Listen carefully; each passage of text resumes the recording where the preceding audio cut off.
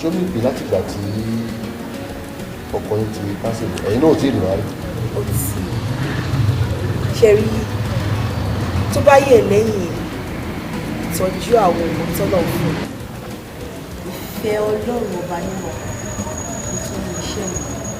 Ó ṣe yẹ kó rí nìyẹn. Oúnjẹ yín ti ready. Okay, I'm not.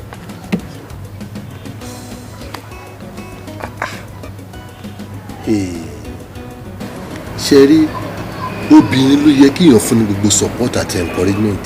Nígbà kan wọ́n á ní wọn gbọ́dọ̀ rán ọmọbìnrin lọ sílé ìwé. Wọ́n gbàgbé pé obìnrin ló bí àwọn. Wọ́n gbàgbé pé àwọn náà máa bímọ obìnrin o. Obìnrin ló yẹ kíyàn support. Obìnrin kan tó bá ń ṣe dáadáa good example ló jẹ́ sáwọn ọmọ ẹ̀. Good example ló jẹ́ fún society. Èmi fẹ́ràn obìnrin tí èèyàn máa rí tó máa dúró ibi tọkùnrin bá ń dúró kó náà dúró tó bá ní ìmọ̀ tó tó bẹ́ẹ̀. Pẹ̀lú ìfọwọ́sowọ́pọ̀ irú èèyàn bíi tiyín ó dá mi lójú pé ní ọjọ́ kan obìnrin máa di president orílẹ̀-èdè àbí báwo lẹ ṣe rí sí. Iye tiẹ̀ ti wà overdue o. Àdúpẹ́. Aláwọn obìnrin tí wọ́n ní enough intelligence and ability láti lead ìlú yìí náà kí ló ní ká máa support wọn. Ṣùgbọ́n káwọn náà jáde kó má fira wọn pamọ́. Ìyẹn là ń sọ. You see, this is a democratic process. Ó yẹ kó lè jáde.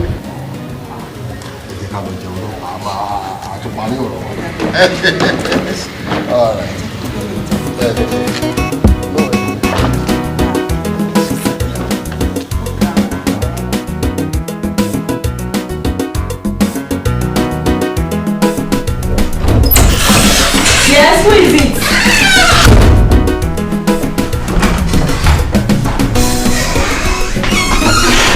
Sir.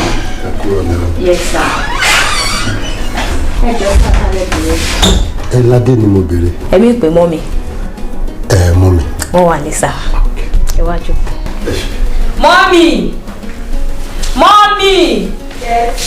Ẹ lálejò.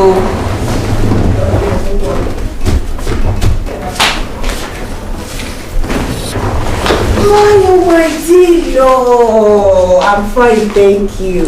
Ẹ káàbọ̀. Every day ṣe bẹ́ẹ̀. This is lovely. Mi ò gbọ́dọ̀ disappoint you. Ẹ ṣe ẹ jókòó. Ẹ ṣe. Angel, mo mọ̀ pé màmá yà yín lẹ́nu wípé ta lálejò ta ni. Now, this is the one and only lawyer Adeyemi. The same lawyer Adeyemi tí ti máa gbórúkọ wọn lórí television, lórí radio. Hey, it's a lie! The radical liar! Don't say that. Àwọn aráàlú ní radicalism. Abi? We call it commitment. Yes, sir. We are doing our job. Thank you, sir. Welcome, sir. Welcome, sir. Excuse me, sir. Yeah.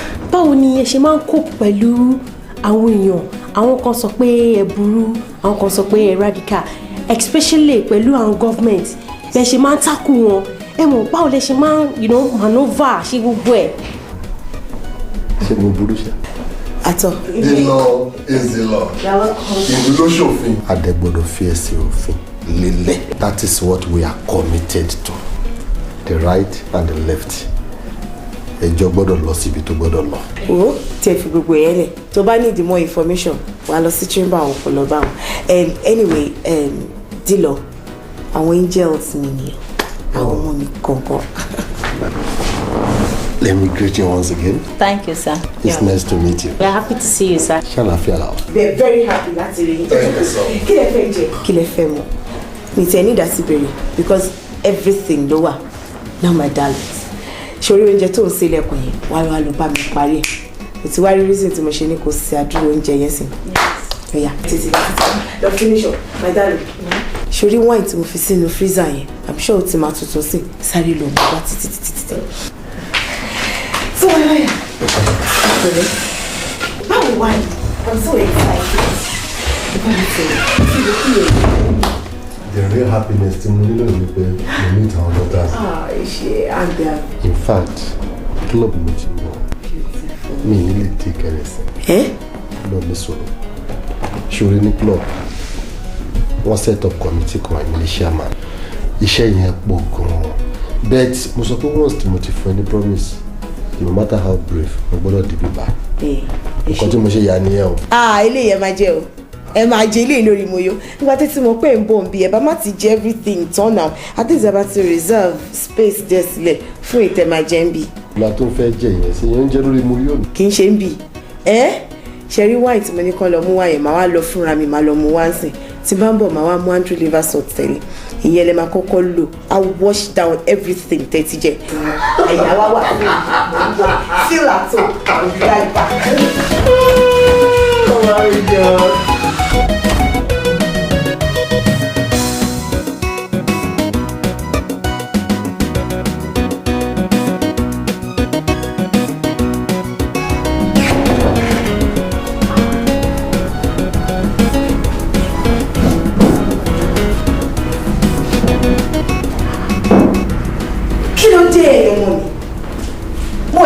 Kẹ̀kẹ́ ti parí oúnjẹ yín látẹ̀kùn kí ló dé?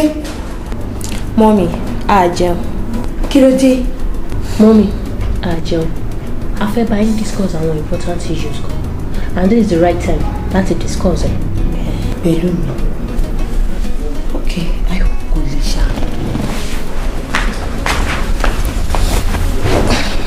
Mo ń gbọ́. Kí ló dé? Mọ́mì ṣé àwọn ò lè rí tẹ́ ṣe fún wa? Ṣé ò lẹ múṣẹ? Ìlérí. Nǹkan tẹ́ ń sọ ò yé mi, ẹ come out dáadáa now, kí lẹ ń sọ? Nígbà tí dáàdi wa kú, ẹlẹ́ẹ̀ máa dúró tì wá, pé máa wà lẹ́yìn wa. Mọ́mì tó tọ́ ni. Yes, nígbà tí dáàdi kú mọ́mì, ó ní àwọn promise tẹ́ ṣe náà. Mọ́mì, ẹ jẹ́ kó yé wa. Ẹni ẹ máa jẹ everything kò sí nǹkan tá a bá fẹ́ báyìí máa ṣe fún wa ẹ ti gbàgbé. Mọ́mí ìgbà tí dáàdì wa ti kú nísìn ta ló lè ṣe bí dáàdì wa èèyàn mẹ́ta wọn ṣáà lè dúró ní méjì méjì.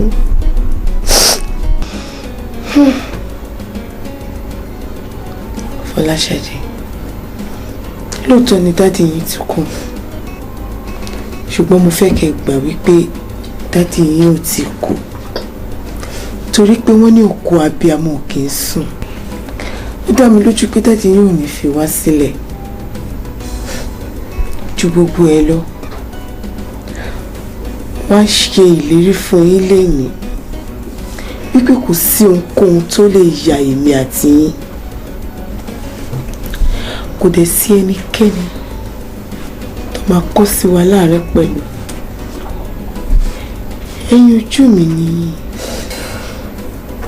mi ò níbi tí mo máa dà yín sí ẹ̀yin ojú yín nù ẹ má sunkún mọ́. Mọ́mí I promise. Promise.